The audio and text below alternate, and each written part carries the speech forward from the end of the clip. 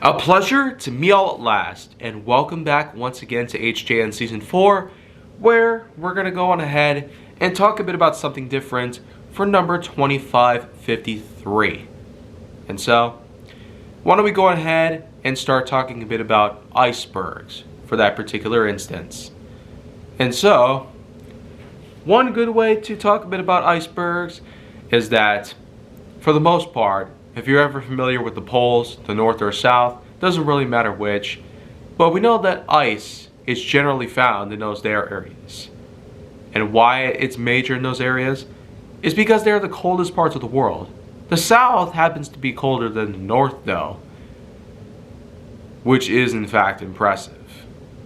I have talked a bit about penguin documentaries and how some penguins happen to take refuge in the South Pole well into the negative zone, possibly near absolute zero at times. But we know for a fact that absolute zero can be pretty difficult to obtain in real life, even with the best kind of technology that we got.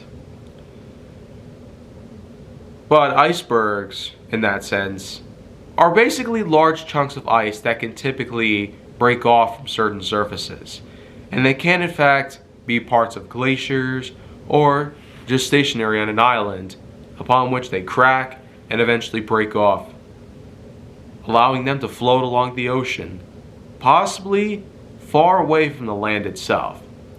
Which does bring me to one particular bad thing about icebergs in general. You ever familiar with a certain White Star Line's ship in 1912? Well, as it was found out, an iceberg did in fact cause the ship to sink, with over 1,500 people lost at sea. And so, that alone was an insanely bad thing. Multiple things went wrong at the time, and even today, we have lots of ways to revisit such a big piece of history in the early 1910s. Pre-World War I, nonetheless. I feel like that, at this point, it's a good way to end things for this episode. So, like always, do make sure to like, subscribe, comment, follow me wherever you can find me, and stay on the Hollywood side for more.